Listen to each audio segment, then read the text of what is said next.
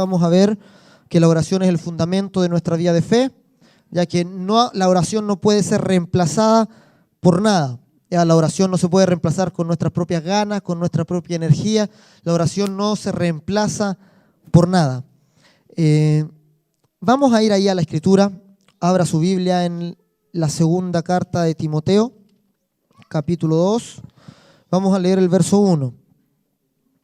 Hemos estado viendo distintos aspectos acerca de lo que es la estrategia de los cultos de hogar, ya de lo que se produce en los cultos hogareños. Partimos viendo que el culto de hogar es la puerta al reino para otras personas. La puerta del reino de Dios es la iglesia. La iglesia permite que otras personas entren a ese reino, ¿verdad? El Señor Jesús le dijo a Pedro, sobre esta roca, sobre esta piedra voy a edificar mi iglesia y las puertas del Hades no van a prevalecer en contra de ti, ¿verdad? Lo decía por la piedra, por esa roca de la revelación que había tenido Pedro. Tú eres el Cristo, el Hijo del Dios viviente. Ese es el fundamento, esa es la piedra que da entrada a las personas al reino de Dios. Y Jesús le dijo, y Pedro, yo te doy las llaves de este reino, ¿verdad? La iglesia es la puerta al reino para las demás personas, y los grupos de hogar están cumpliendo una función de hacer que personas entren a ese reino. Están permitiendo que vecinos que antes no aceptaban la invitación de venir a la iglesia, ahora estén compartiendo en la iglesia. A lo mejor ellos han ido a los cultos de hogar y ellos han dicho, nunca he ido a la iglesia, pero sí han ido a la iglesia. Porque la iglesia, cuando se reúnen 2 o 3 en un hogar, en el nombre de Jesús, se hace iglesia, ¿verdad? Entonces ellos han ido a la iglesia sin tener que venir aquí. Los tomamos como por engaño, ¿no? Igual han ido a la iglesia. Entonces ellos les accedemos, les llevamos la iglesia, ¿verdad? A donde ellos viven. También hablamos de la predicación. Ahí es donde se comparte el mensaje de Jesús, es donde se habla acerca de la salvación, es donde se comparte acerca de la redención de la primera venida del Señor y esperamos su segunda venida, ¿verdad? Hoy día vamos a ver que los cultos de hogar son lugares de servicio. Ya, los cultos de hogar, los grupos pequeños que estamos desarrollando permiten que toda la iglesia vaya a servir o que cada uno de ustedes pueda convertirse en un servidor. Ya, la Biblia dice que la mies es mucha, pero los obreros son pocos. Y eso siempre tiene que estar en nuestra mente, siempre tiene que estar en nuestra conciencia. El Señor Jesús dijo eso cuando vio las multitudes. Cuando vio las multitudes que lo seguían, entonces dice que se compadeció de ellas porque estaban como ovejas sin pastor. Y en ese contexto le dice a los discípulos, oren al Señor de la mies para que Él envíe los obreros a su mies. Entonces el deseo de Jesús es que todas las personas que tienen sed puedan ser pastoreadas, y para eso se necesitan obreros que las pastoreen. Y el Señor dijo, los obreros son pocos, han pasado 2000 años y los obreros aún son pocos. Aún la mies es mucha y aún los obreros son pocos. Pero los grupos de hogar permite y pone de manifiesto la necesidad de obreros. Ya, cuando trabajamos en este sistema necesitamos los obreros y estamos clamando por los obreros.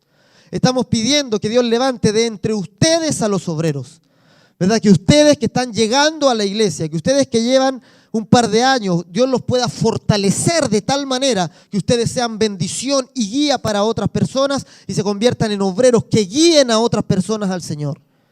Ya que los arrastren al Señor, que los guíen, les muestren el camino, que ustedes recorran ese camino hacia el Señor y después se los puedan mostrar a otros y ser guías de otros para que ellos lleguen al Señor.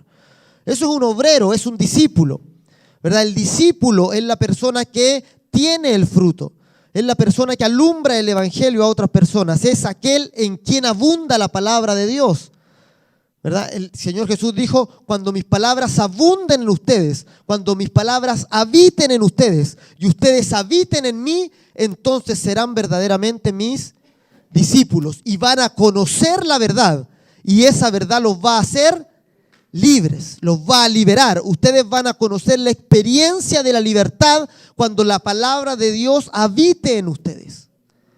¿Ya? Cuando esa palabra logre hacer vida dentro de ustedes, ustedes van a conocer la verdadera libertad. Ustedes van a conocer el valor del perdón de Dios, de la sangre de Jesús. ¿Qué significa que esa sangre, que ese cuerpo haya sido puesto en el madero? ¿Verdad? El significado, el valor de ese sacrificio. Van a poder alegrarse en él porque lo van a comprender profundamente. Aquel que comprende el acto de Jesús en la cruz se hace libre, se vuelve una persona libre, liberada de la condenación. Ahora pues no hay condenación para los que están en Cristo Jesús. Eso es la gracia de Dios. Entonces estamos caminando todos nosotros, todos juntos, un camino hacia el discipulado, un camino hacia convertirnos en obreros de Dios, obreros para la casa de Dios. Pero ¿qué es lo que significa el servicio? ¿Qué es lo que es servir a Dios? Si nos preguntamos el servicio a Dios, disculpen, y lo compartíamos el día viernes en el retiro que tuvimos con los servidores, el servicio a Dios es diferente de cualquier otro servicio que podamos nosotros imaginar, ¿ya? El servicio a Dios es totalmente distinto. A Dios se le sirve en el Espíritu y por mi Espíritu. Repita conmigo, yo sirvo con mi Espíritu y para mi Espíritu. El servicio del reino de Dios es un servicio espiritual, no es un servicio carnal. No es un servicio que se puede hacer con nuestro cuerpo, que se puede hacer con las fuerzas que salen de nuestro cuerpo, sino que se hace con las fuerzas del Espíritu. Romanos capítulo 1, verso 9, el apóstol Pablo está diciendo ahí, él dice, testigo me es Dios, a quien sirvo en mi espíritu en el evangelio de su Hijo. ¿Verdad? A quien sirvo en mi espíritu. ¿Dónde ustedes sirven a Dios? En su espíritu. No hay un lugar para servir a Dios. A Dios se sirve en el espíritu. El servicio es espiritual. Entonces eso lo convierte, ese puro hecho lo convierte que el servicio en el reino sea diferente a cualquier otro trabajo que ustedes tengan. Ya no se puede comparar el trabajo que ustedes llevan en el mundo secular o los estudios que ustedes llevan en el mundo secular con el trabajo en el reino de Dios. Ustedes en el mundo secular no sirven por su espíritu, no sirven en su espíritu, sirven en su cuerpo. Las fuerzas de su cuerpo, las fuerzas de su mente, ustedes las invierten para lograr los objetivos de la empresa, ¿verdad? Pero en el reino de Dios se necesita el servicio en el espíritu. Y el servicio en el espíritu es el que Dios va a tomar, el que Dios va a valorar. Entonces a Dios se le sirve en el espíritu y se le sirve por causa de nuestro espíritu. ¿Verdad? Ayer cuando el día viernes nos exhortaba el pastor Marco, nos decía, Dios tiene quien le sirva. Dios constituyó ángeles y los ángeles son los servidores y los ángeles sirven sin reclamar tanto como nosotros. Los ángeles sirven de una mejor manera que nosotros. Ellos son los servidores por excelencia, ¿verdad? Pero nosotros se nos ha permitido entrar en ese servicio, no porque Dios necesite de algo, sino porque Dios nos permite participar en su obra para que nuestro espíritu sea bendecido. O sea, cada servicio que hacemos en el espíritu es recompensado por Dios. O sea, Dios no solamente nos salva, sino que quiere recompensarnos por un servicio. Quiere recompensarnos por el servicio en su reino. Entonces, fíjense en la bondad de Dios, ¿verdad? Porque Dios dice no necesita ser honrado por manos humanas. Y Él no recibe honra de hombre alguno, ¿verdad? Eso es lo que dice Pablo ahí en el capítulo 17 del libro de los Hechos. Dios no es honrado por manos humanas como si Él necesitase de algo. Pero Dios le permitió al hombre, por ser el camino de su Hijo, entrar en el servicio. Nos permite seguir el camino del Hijo de Dios, que siendo rey, siendo Señor, se hizo siervo. Y nos permite participar en ese servicio para bendición de nuestro espíritu, para bienestar de nuestro espíritu. La mayor bendición para nuestro espíritu es el servicio a la obra de Dios. No existe otra bendición más grande que poder servir en su reino, ¿verdad? Las palabras finales que el Señor Jesús va a decir, dice ahí cuando el Señor Jesús enseñaba, decía, bien, siervo bueno y fiel, ¿verdad? Siervo bueno y fiel. Esas son las palabras del Señor Jesús para aquellos que han logrado captar esto. Captar esto no es fácil, ¿Ya? Y quiero que esta mañana logremos captar que obramos por nuestro espíritu. ¿Ya? Cuando obramos para el reino, no estamos buscando el beneficio de Dios, sino es por nuestro propio beneficio. Ya Dios vino en el Nuevo Testamento para servir. El Señor Jesús dijo, no vine para ser servido, sino para servir y para poner mi vida por el rescate de ustedes. Entonces, el nuevo pacto es un pacto del que nos servimos nosotros, más que un pacto a quien podamos nosotros servir. Ya, el servicio de su reino es el servicio por nuestro espíritu. Ya es el servicio que trae recompensa a nuestro espíritu. Pero el creyente no capta esto. Ya, el creyente no logra captar esta realidad y por eso considera su trabajo secular más importante que su trabajo en el reino. ¿Verdad? Él dice, estoy bendecido mientras su cuenta esté en azul. Pero ¿qué pasa cuando la cuenta pasa a rojo? ¿Qué pasa cuando pierde el trabajo? Entonces se desanima también en su trabajo en el reino y dice, se me fue la bendición. Y busca esa bendición nuevamente y cuando logra tener dinero otra vez se siente bendecido por Dios. Pero la bendición espiritual no consiste en lo que hay en la billetera de ustedes, ¿verdad? No consiste en lo abultado de nuestra cuenta.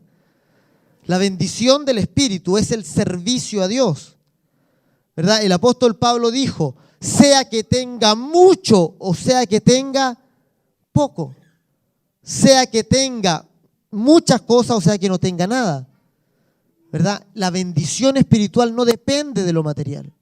La bendición espiritual depende de cómo y de cuánto estemos sirviendo en su reino, ¿verdad? Cuando su reino pasa a ser primero, antes que nuestro, pasa por encima de nuestro trabajo secular, entonces nosotros podemos decir, ¿no es cierto?, tenemos la bendición de Dios. Y el Señor lo dijo, ¿no es cierto?, trabajen no por la comida que perece. Ya no busquen eso, no se preocupen por qué han de comer ni de qué se han de vestir. Busquen primeramente el reino de Dios y su justicia y lo demás el Señor lo va a añadir, ¿verdad? Entonces el creyente, por no entender la bendición del servicio, se aparta de la bendición, se aparta del servicio de Dios, ¿verdad? No entra en la obra de Dios, no entra en el servicio de Dios porque no capta que eso es la mayor bendición para su espíritu y que tenemos la oportunidad hoy todos de trabajar para Él, de servir en su reino glorioso. Es su reino. Fíjense, el Antiguo Testamento, ya la ley del Antiguo Pacto demandaba esfuerzo. Amén. Josué 1:9, ¿se lo saben todos ustedes o no? ¿Qué dice Josué 1:9? Mira que te mando, que te esfuerces y que seas muy valiente, ¿verdad? El antiguo pacto está lleno de esfuérzate. El antiguo pacto exhorta al esfuerzo, pero en el sentido de demanda.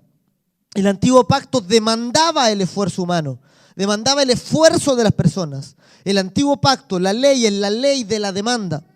Es la ley que te demanda el esfuerzo. ¿Cuál es? El Señor Jesús dijo, de estos 2 mandamientos depende toda la ley. ¿Y cuáles son esos 2 mandamientos? Amarás al Señor tu Dios con todo tu corazón, con todas tus fuerzas. O sea, la ley demandaba tus fuerzas. Ama a Dios con todas tus fuerzas y ama a tu prójimo como te amas a ti mismo. De esos 2 mandamientos, dice la Biblia, depende toda la ley. La ley es la ley que demanda de tus fuerzas, que tú puedas entregar todo lo que tienes para el servicio a Dios. La ley es la ley de la demanda, la ley que demanda de tus fuerzas, ¿verdad? Pero la ley, ¿verdad? Cuando uno mira la ley, trata de esforzarse y no logra cumplir jamás con la meta de esfuerzo, ¿verdad? Por eso la ley, dice, termina agobiando y la ley termina matando. Porque en la ley solo está la demanda. En la ley solo está el demandar las fuerzas. En la ley solo está la demanda de la buena conducta. La ley dice, sean santos como Dios es santo. Sean buenos como Dios es bueno, ¿verdad? Y no estamos en contra de la ley es buena.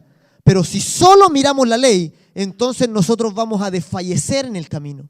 Entonces vamos a tratar de entregar lo mejor de nosotros mismos y no va a alcanzar. Vamos a tratar de dar todas nuestras fuerzas y no vamos a lograr nada. Porque ¿para qué sirve la ley? Para mostrar nuestra debilidad. La ley sirve para encararnos nuestra debilidad. ¿Verdad? Romanos 3:19, la ley fue dada para que toda boca se cierre y todo el mundo quede bajo el juicio de Dios. Por eso la ley demanda.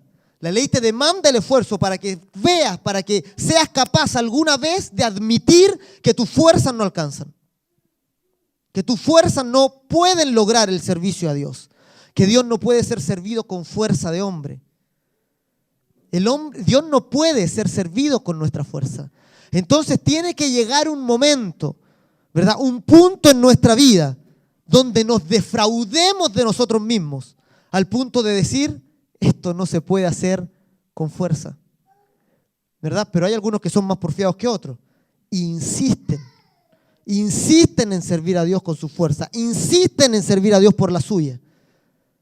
Y siempre van a fracasar, ¿verdad? Siguen el camino de Pedro, que Pedro decía, Señor, ¿cómo que te vamos a abandonar?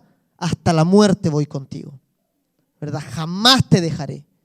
Y fracasan. Jamás te negaré. Si todos te negaren, yo no te negaré. Pedro estaba midiendo, estaba diciendo, yo puedo darte todo de mí. Yo puedo entregarte hasta mi vida, Señor. Y a la primera que le preguntaron, negó. Y se fue al piso, ¿verdad? Entonces hay creyentes que caen al piso, pero luego cuando se levantan con el mismo orgullo de la carne otra vez.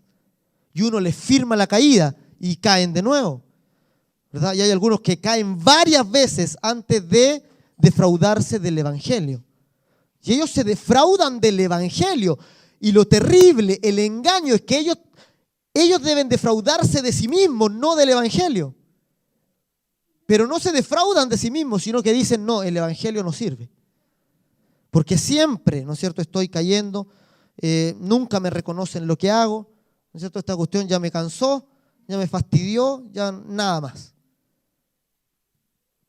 Entonces miran lo que están sirviendo y dicen, estos son hipócritas.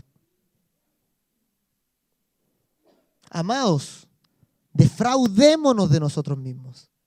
Ya llegó la hora de saber, de admitir que mis fuerzas no alcanzan para servir a Dios, que mi inteligencia no alcanza para servir a Dios, ¿verdad? El que se cree sabio en este mundo aún no sabe nada, dice Pablo, ¿verdad? ¿Quién es el sabio? Dice, Dios trastorna a los sabios en su sabiduría, ¿verdad? Escondió las cosas de los sabios y de los entendidos y las regaló a los niños.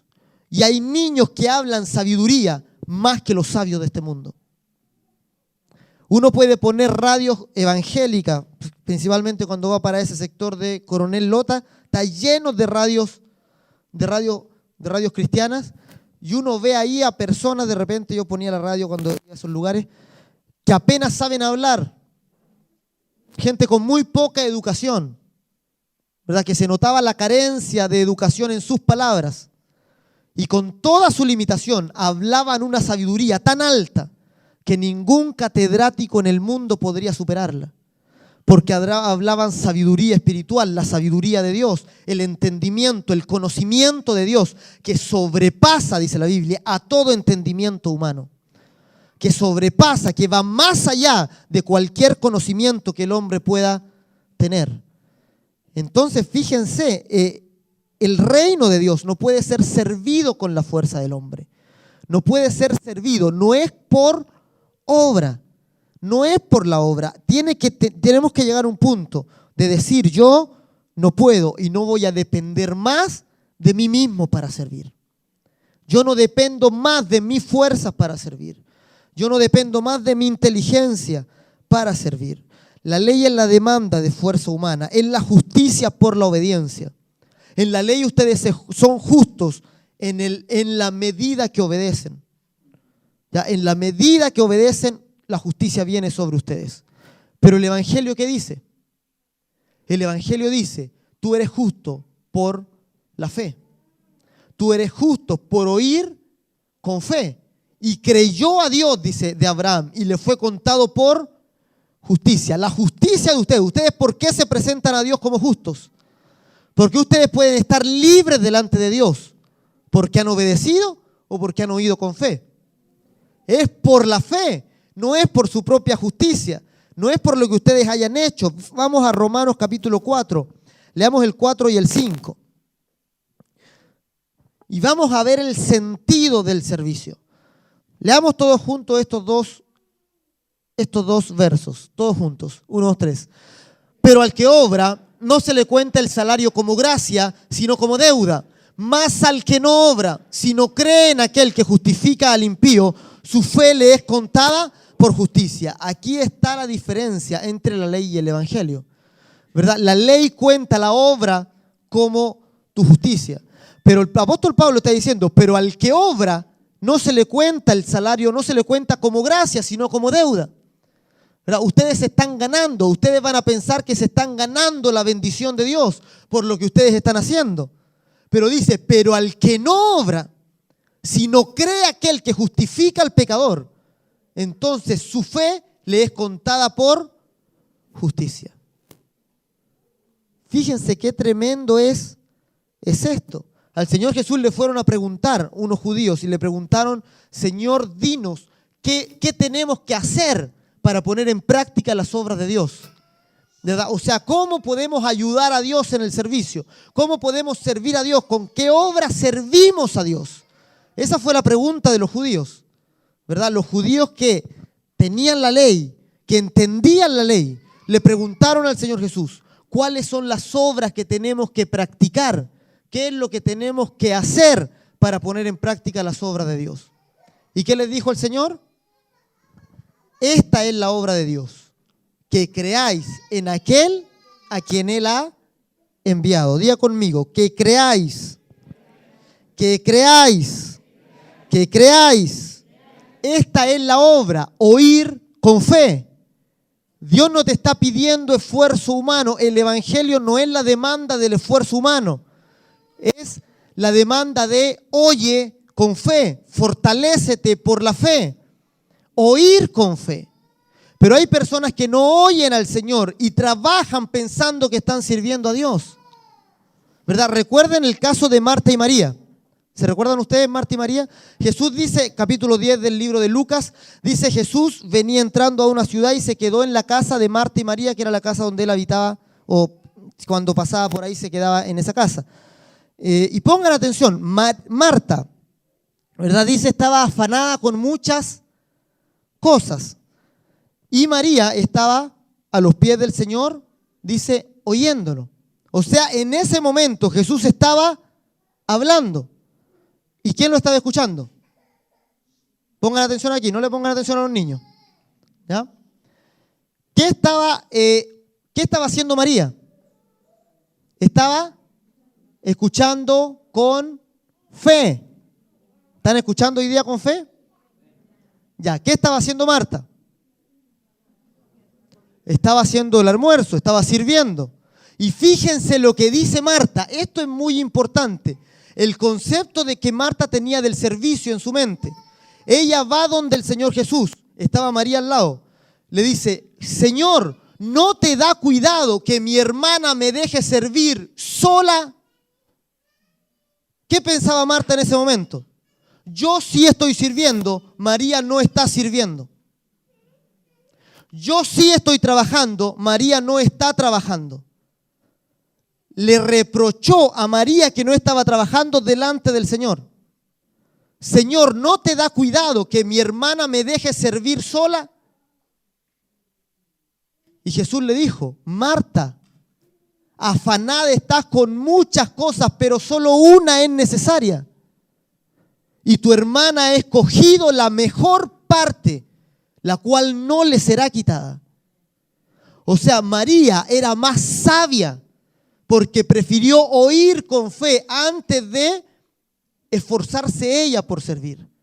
El servicio no se hace sin oír con fe. El servicio en ese sentido no es dar algo de nosotros mismos, no es dar algo de nuestras fuerzas, sino es recibir de parte de Dios. El servicio que damos al Señor es el continuo recibir, es el continuo, ¿no es cierto?, estar recibiendo de Dios. Vamos a ir al verso que leíamos al principio de 2 de Timoteo capítulo 1, donde hay una exhortación del apóstol Pablo a Timoteo. 2 de Timoteo capítulo 2, verso 1.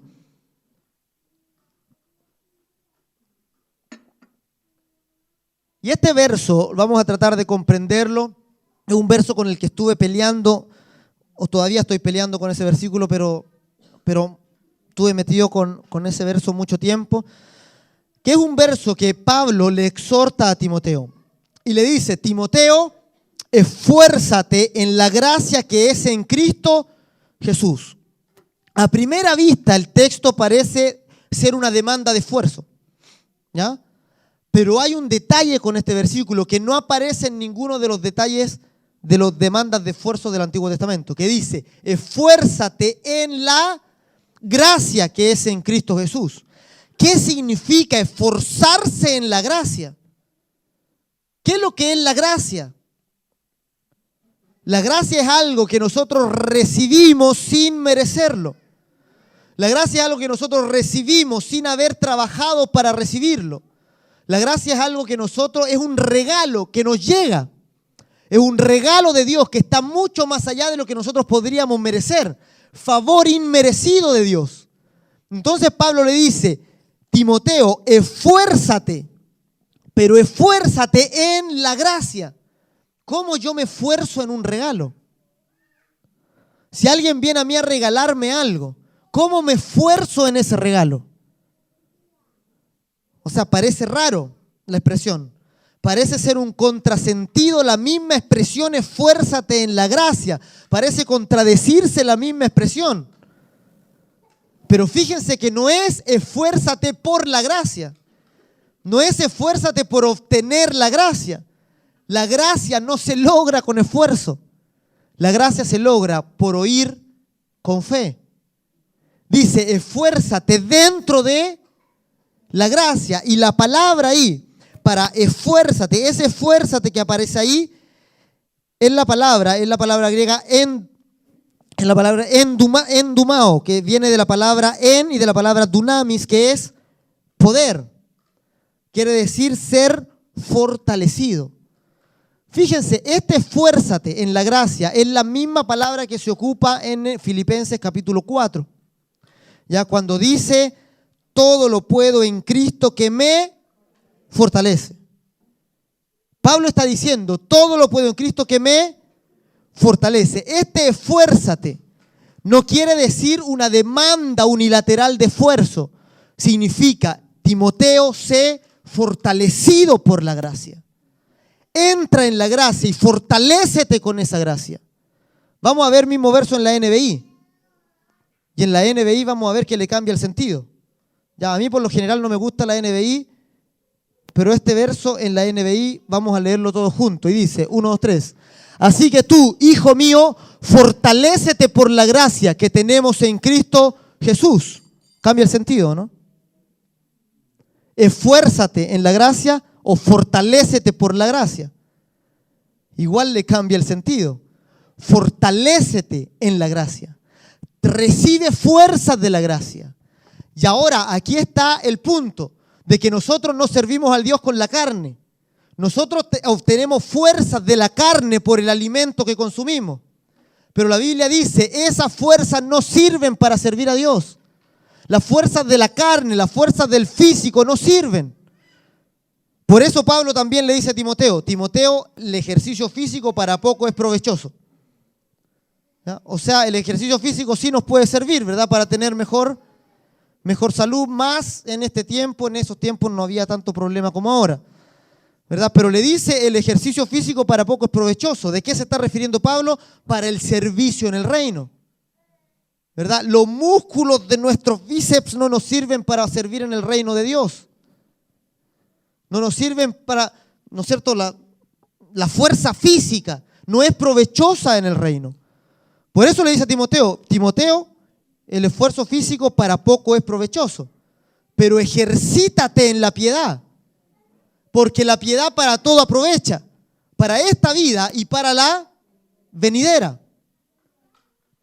Entonces no te engañes pensando, ¿verdad?, que se puede servir con la fuerza del cuerpo.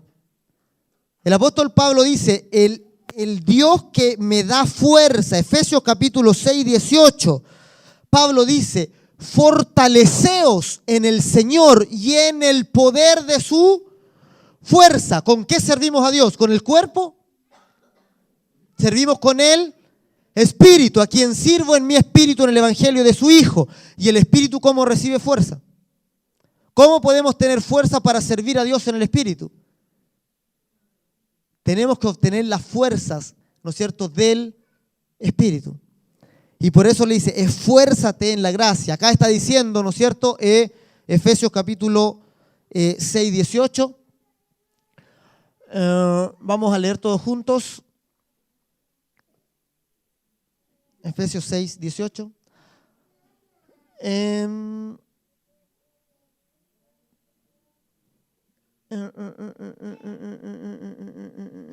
No es ese. Efesios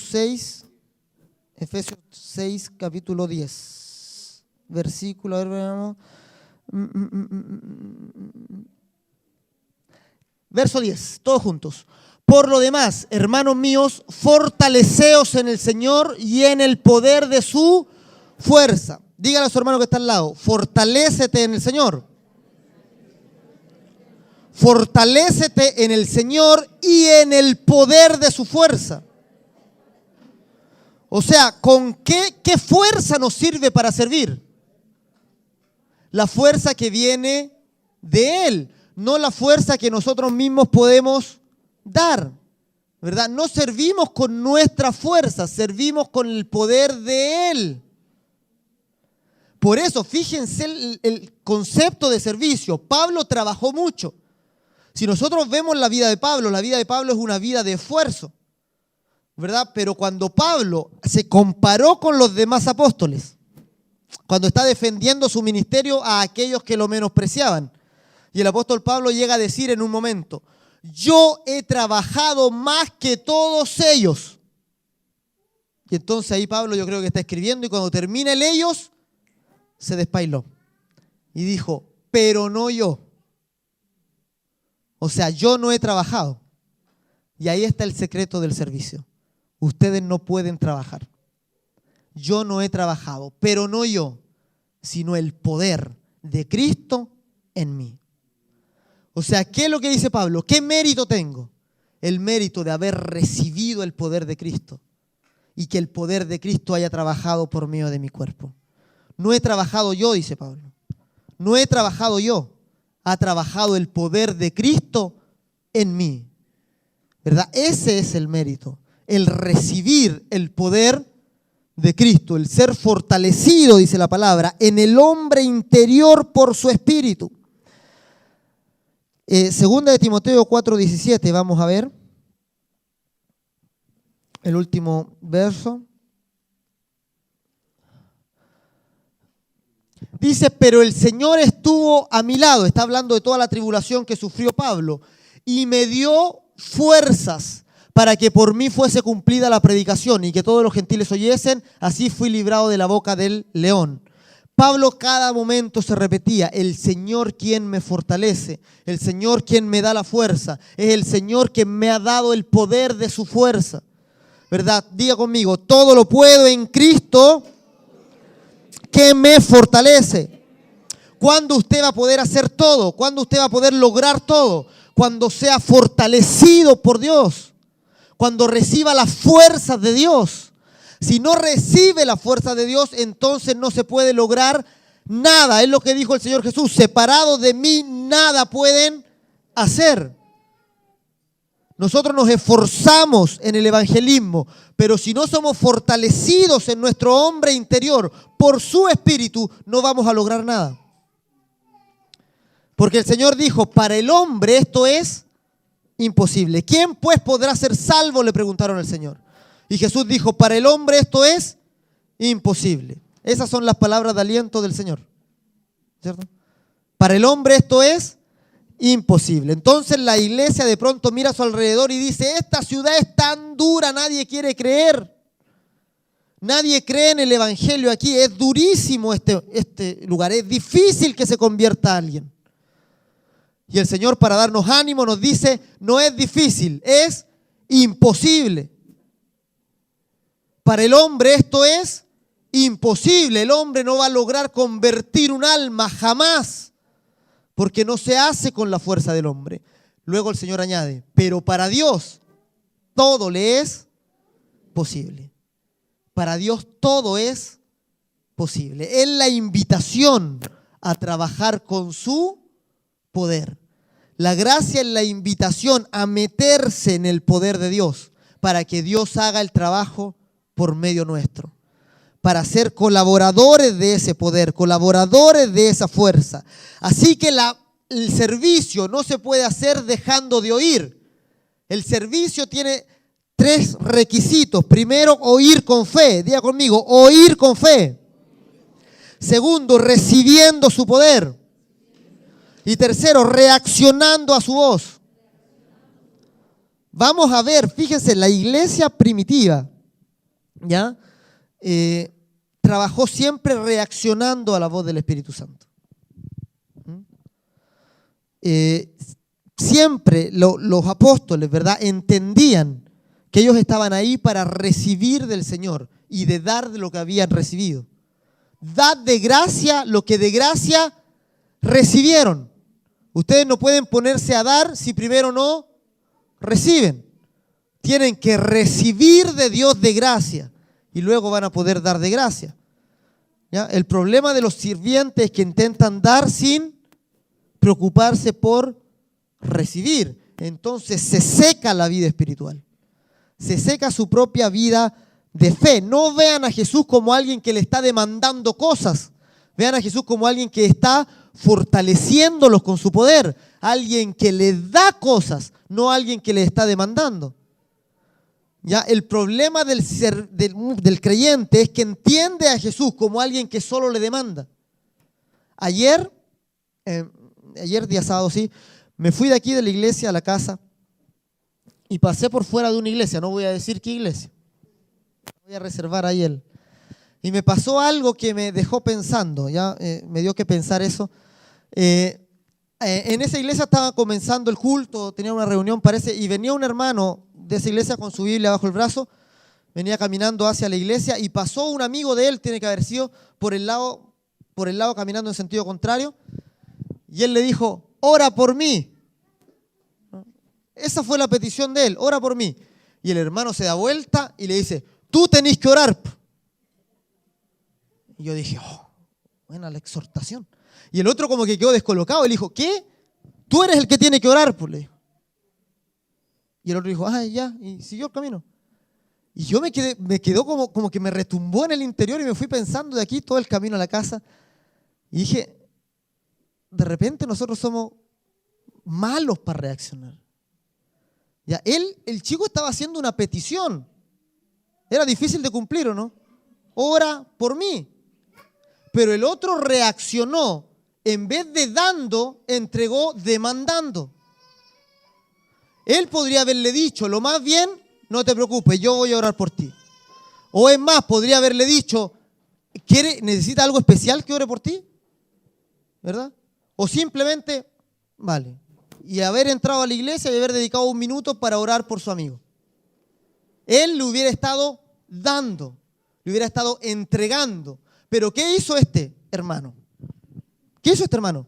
Cuando le pidieron algo, él demandó algo del no creyente. Demandó, tú tienes que orar. Tú tienes que hacer esto. Entonces a veces nosotros servimos a Dios demandando a la gente cosas. ¿Verdad? Y vamos afuera y decimos, es que tú no vayas nunca a la iglesia. Es que tú no orás, es que tú tenés que orar, es que tú tenés que creer, es que tú tenés que esto, es que tú tenés que lo otro. En vez de dar nosotros lo que hemos recibido de gracia. La Biblia no nos manda a demandar del mundo, nos manda a ir a entregar al mundo. Somos los dadores, no somos los demandadores.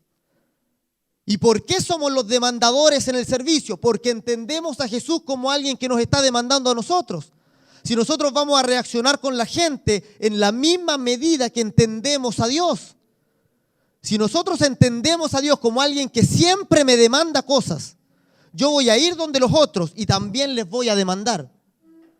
Pero si yo entiendo a Dios como el proveedor de todas las cosas, como aquel que me da todo en abundancia para que lo disfrute, como aquel que me entrega la gracia y me da el fortalecimiento del Espíritu, entonces mi actitud con mi prójimo va a ser darle fortaleza, va a ser entregarle fortaleza, va a ser fortalecerlo con la oración, fortalecerlo por medio de la palabra, traer fortaleza a su espíritu. Nuestra misión en la comuna de Hualpén es fortalecer los espíritus de las personas. No es demandarles cosas a ellos, porque ellos están secos, porque ellos no saben recibir del Señor, porque ellos no entienden y no pueden comer por sí solos. Entonces el trabajo de la iglesia es ir y llevarles la palabra. Cuando les llevamos la palabra no estamos exigiendo de ellos, estamos dándoles. El Señor Jesús se dedicó a dar de gracia. Y Él salía por el camino y daba de gracia. Y muchos de los que venían al Señor venían por una sanidad. Venían, nosotros decimos, por los panes y los peces, ¿verdad? Venían porque tenían un familiar enfermo y querían ser sanos. A lo mejor por eso era el único motivo por el que se estaban acercando al Señor, ¿verdad? ¿Y el Señor les negaba la sanidad por eso? No, venía, sanaba y esa persona quizás se iba. Y a lo mejor no seguía siguiendo a Jesús, ¿verdad? Jesús no le hacía firmar un compromiso de seguirme antes de hacer la sanidad, ¿verdad? Porque Él no estaba formando un club, Él estaba mostrando la obra de Dios. ¿Y cuál es la obra de Dios? No ha venido a ser servido, sino a servir. He venido a dar, a mostrar. Dios quiere dar a la humanidad. Dios quiere ser el dador de la humanidad. Dios quiere ser el rescatador de la humanidad. Entonces nosotros entendamos a Dios como aquel que nos da, como aquel que nos entrega. No podemos darle nada de nosotros a Dios. Nada de nosotros tiene valor para Dios. Pero sí podemos recibir de Él la fuerza y meternos en su servicio por su gracia. El servicio es la gracia abundante de Dios en nosotros. Si servimos de esa forma, amados, entonces no nos vamos a estresar en el servicio, porque el servicio es recibir la fuerza de Dios. Los que sirven a Dios son los que más fuerza tienen, porque están recibiendo de su poder, están recibiendo de la gracia continuamente y sin cesar y sin parar. Les decía, la iglesia cristiana reaccionaba a la voz del Espíritu Santo. Ya, en los cursos de liderazgo, cuando se hace cursos de liderazgo, hay una palabra que se llama proactividad, ¿no? ¿Y qué significa proactividad? Significa adelantarse, ¿verdad? Ir antes, ¿verdad? Antes que me manden, yo soy proactivo y lo hago. Eso es proactividad, ¿verdad? Pero en el reino de Dios no somos proactivos nosotros. Oímos y hacemos. Eso es reaccionar a la voz de Dios. Eso es reaccionar a lo que Él está haciendo. Fíjense los 120 en el aposento alto. Jesús les dijo cuál es la orden que tenían. Esperen la promesa del Padre. Y los 120 ahí, para mí ¿cuántos días pasaron? 10 días. Para mí que más de alguno en esos 10 días se levantó y dijo, ¿saben qué? No estamos haciendo ni una cuestión aquí. ¿Cuándo vamos a ganar el mundo así, encerrado en 4 paredes orando? No dice la Biblia, a lo mejor más de alguno salió y se fue a hacer la misión solo. Pero ¿qué pasó? El Señor vino y el Señor les dijo cuándo reaccionar. Pedro no se esperaba 3.000 personas predicarle la primera predicación, ¿verdad? Vino un viento, se sacudió la casa, Pedro salió afuera a ver y tenía 3.000 personas escuchándolo. Tenía una multitud de gente. Ese servicio no se preparó. No tiraron volantes, ¿verdad? No se hizo publicidad. Fue un evento que preparó el Espíritu Santo. El Espíritu Santo lo hizo. ¿Y qué hizo Pedro en ese momento? Reaccionó a lo que el Espíritu Santo había hecho. Predicó y se convirtieron las personas, ¿verdad? Reaccionó a lo que el Espíritu Santo ya había hecho. Luego la iglesia continuó y la iglesia comenzó a hacer la vida de iglesia. Comenzaron con 3.000 personas. No tuvo que haber sido fácil organizar esas 3.000 personas. Seguramente lo organizaron en grupos pequeños, fueron a las casas, se reunían desde cada día en el templo y por las casas. Y de repente les llega la noticia a los apóstoles de que en Samaria se había recibido la palabra de Dios y que tenían que ir allá. Pero ellos no tenían un plan de conquista de Samaria. Aún quizás ni siquiera pensaban en eso cuando les llegaron la noticia que en Samaria habían recibido la palabra de Dios y tuvieron que ir a Samaria. Y en Samaria impusieron las manos y recibieron el Espíritu Santo y se abrió el lugar ahí, ¿verdad? Después los discípulos ni siquiera pensaban en el mundo gentil y pasa lo de Pedro con Cornelio. Y Pedro recibe la visitación de Dios y recibe la visión de Dios, va donde Cornelio y se convierte en los gentiles. Y se abre la iglesia a los gentiles. Pero todo el trabajo fue reaccionar a la obra del Espíritu Santo. Toda la obra fue reaccionar a su voz. Fue oír y hacer. Entonces, ¿qué fue lo más importante en todo ese proceso? Sino la oración. La oración es el elemento que tenemos para recibir la fuerza de Dios. Y la oración es el elemento que tenemos para oír la voz de Dios. ¿Qué estaba haciendo Pedro antes de la visión de que lo llevó finalmente donde Cornelio? Estaba orando. Y dice que estaba orando a mediodía. Se fue a la parte alta y fue a orar y tuvo hambre, dice, ¿verdad? Y dice que había alguien que le dijo, no te preocupes, sigue en la oración, yo te voy a ir a preparar qué comer. Bendito esa, no sé quién habrá sido, pero bendito fue. ¿Qué pasa si nadie está ahí para ayudar a Pedro? Pedro hubiera bajado a hacerse sándwich solo. Y la visión tenía relación con su hambre, porque vio animales y le dijo, mata y come. O sea, alguien podría haber dicho, el hambre de Pedro produjo la visión, ¿verdad? Pero vio animales inmundos, así que no, era de Dios la visión. Fíjense, Pedro estaba orando cuando recibió la visión de Cornelio. Todo el proceso de la iglesia fue orando. Nada se hizo sin la oración. Los apóstoles, cuando estuvieron tentados a meterse en el servicio de las mesas, ellos dijeron muy sabiamente, escójanse ustedes varones que sirvan a las mesas, que trabajen, nosotros nos vamos a dedicar al ministerio de la palabra y a la oración. Los apóstoles sabían, si soltamos la oración, la iglesia se va para cualquier lado. Si soltamos la oración, esto vamos a chocar en cualquier muro. Ellos sabían que la oración los mantenía, que la oración los guiaba, que la oración iba haciendo que Dios obrara y ellos reaccionaban a esa obra. Era la oración, por la oración, ante la oración, ¿verdad? La palabra en Samaria. La iglesia de Antioquía también se abrió solo por la oración, solo por la oración. Pablo, fíjense, Pablo podríamos decir, no, él quiso ir, pero la Biblia nos dice que él quiso ir. Dice, habló el Espíritu Santo a la iglesia y dijo, apartadme a Bernabé y a Pablo para la obra que los he encomendado.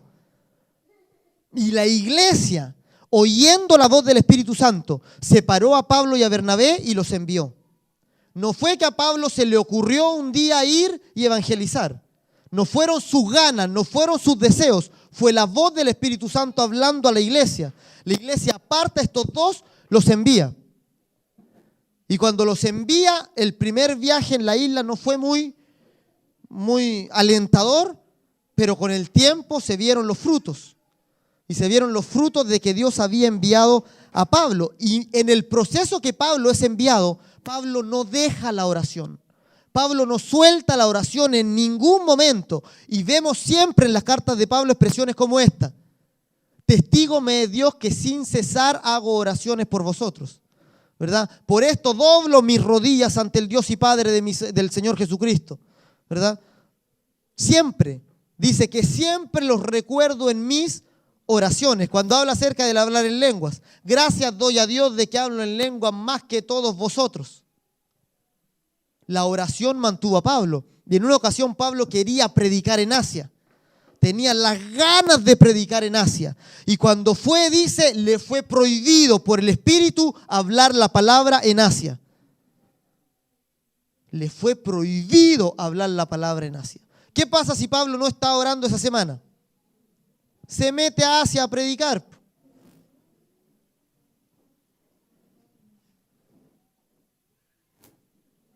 Entonces, cuando nosotros soltamos la oración, hacemos cualquier tontera.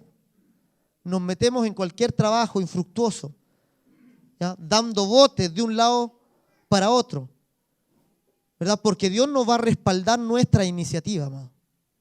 Dios no va a respaldar lo que a nosotros se nos ocurra.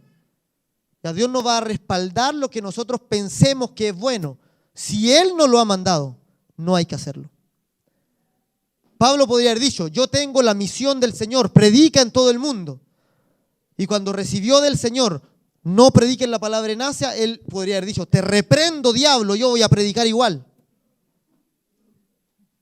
Pablo conocía la voz del Espíritu Santo. Y Pablo sabía cuando le dijo a los tesalonicenses, Satanás me ha impedido ir a vosotros. Sabía cuándo era el diablo que le estaba impidiendo y sabía cuándo era Dios que le estaba diciendo, aquí no, allá. Entonces Pablo dijo, está bien, Señor, no voy a predicar la palabra en Asia, pero ¿qué quieres que haga? Y esa noche tuvo una visión de un varón macedonio que le levantaba la mano y le decía, pasa acá y ayúdanos. Y Pablo se levantó y le dijo a su equipo, no más Asia, Macedonia. Y saltaron a Macedonia y ahí fundaron la iglesia de Corinto, ¿no es cierto? Y el ministerio de Pablo siguió y continuó, ¿verdad? En la mañana, ¿verdad? El pastor Marco ahí nos exhortaba acerca del libro de Nehemías. Nehemías, ¿no es cierto?, se puso en la oración antes de poder hacer nada. Nehemías sabía que era imposible lograr lo que él quería lograr, que era la reconstrucción de Jerusalén, sin el apoyo de Dios, sin la obra de Dios. Y él se puso a orar, ¿verdad? Y después de los 4 meses de oración, Dios le responde por medio del rey. Y se hace la obra de Dios y se reconstruye la obra. Entonces, fíjense, el servicio es el proceso maravilloso de ser guiado por Dios. Es el proceso maravilloso de escuchar la voz de Dios y de reaccionar a su obra. En ese sentido, el servicio no es complicado, no es difícil, pero hay que tener oído atento. ¿Qué se necesita para la obra de Dios? Sino recibir de Dios, sino ser fortalecido por Dios. Fortalezcámonos, amados, en la gracia que es en Cristo Jesús. Amén. Mira a tu hermano y dile, fortalécete en la gracia. Fortalécete en la gracia y sirve a Dios con esas fuerzas. Mientras más reciba usted de Dios, mientras más beba del Espíritu Santo, mientras más abierta tenga las puertas a la acción del Espíritu Santo, más podrá servir. Más útil va a ser en las manos de Dios. Pero si usted cierra las puertas a su gracia, ¿verdad? Si usted cierra las puertas a lo que Dios le puede dar, entonces ningún servicio va a poder hacer en el reino, por más ganas que le ponga. Por más ánimo carnal que tenga, el ánimo se le va a terminar y el ánimo va a decaer. Nuestras fuerzas caen, nuestro ánimo se va al piso con mucha facilidad, pero las fuerzas que Dios pone en el Espíritu, esas no se acaban. La fuerza es firme, el poder de Dios es firme y el poder de Dios es eficaz. Así que, amados, fortalezcámonos por la oración. Demos vuelta el switch y dependamos de la oración. Amén. Volquémonos a nuestra vida a la oración, dependamos de ella, escuchemos a Dios y metámonos en el proceso del servicio. Amén. El Señor les bendiga, el Señor les fortalezca, el Señor les dé abundante bendición y gracia. Póngase en pie y vamos a orar.